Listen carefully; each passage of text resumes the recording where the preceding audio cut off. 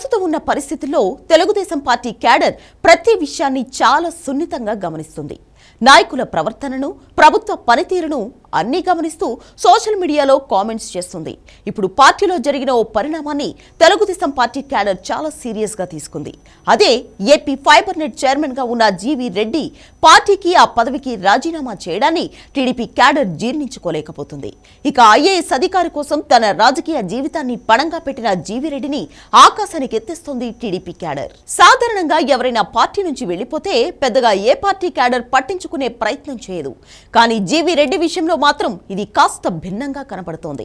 Fibre net లో సంస్కరణలకు శ్రీకారం చుట్టిన ఆయనకు అధికారుల నుంచి సహకారం లేదనే ఆరోపణలు గట్టిగా వచ్చాయి. స్వయంగా ఆయనే అధికారుల తీరుపై మండిపడ్డారు.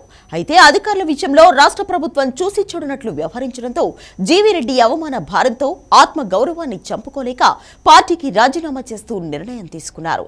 ప్రస్తుతం ఉన్న యువ రాజకీయ నాయకుల్లో ఆయనకు ఎక్కువగా సబ్జెక్టు ఉంటుంది. మీడియా సమావేశాల్లో అలాగే చర్చా వేదికల్లో ఆయన మాట్లాడే మాటలు ఎప్పటికీ బాగా వైరల్ అవుతూ ఉంటాయి. అలాంటి నాయకుడు పార్టీకి దూరం కావడం ఖచ్చితంగా మైనస్ అని టీడీపీ క్యాడర్ ఆవేదన వ్యక్తం చేస్తోంది. అధికారులను నమ్ముకుని చంద్రబాబు నాయుడు పరిపాలన చేస్తే రాజకీయంగా పార్టీ మరోసారి నష్టపోవడం ఖాయమని తెలుగుదేశం పార్టీ కార్యకర్తలు, నాయకుల మనోభావాలను దృష్టిలో పెట్టుకోకుండా పార్టీ అధిష్టానం వ్యవహరిస్తున్న తీరు ఏమాత్రం కరెక్ట్ కాదని అసహనం వ్యక్తం చేస్తున్నారు. ఆత్మగౌరవంతో పుట్టిన పార్టీ నుంచి ఆత్మగౌరవంతో బయటికి వెళ్లిపోయిన యువ నాయకుడు తెలుగుదేశం పార్టీకి ఆదర్శమని పార్టీ అధిష్టానం అతనితో చర్చలు జరపాలని కార్యకర్తలు కోరుతున్నారు. ఇక మరికొంతమంది కార్యకర్తలైతే జీవీ రెడ్డి మీడియా సమావేశం ఏర్పాటు చేసి రాష్ట్ర ప్రభుత్వం చేస్తున్న తప్పులను బయటపెట్టాలని డిమాండ్ చేయడం గమనార్హం.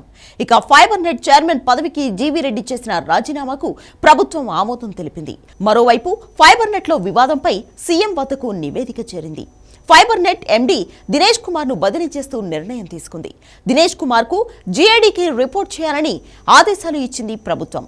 ఈ రెండు చర్యల ద్వారా అటు పార్టీలో అయినా ఇటు ప్రభుత్వంలో అయినా క్రమశిక్షణకు ప్రాధాన్యం అనే నిర్దిష్ట అభిప్రాయాన్ని పార్టీ పెద్దలు వ్యక్తం చేసినట్లు తెలుస్తోంది.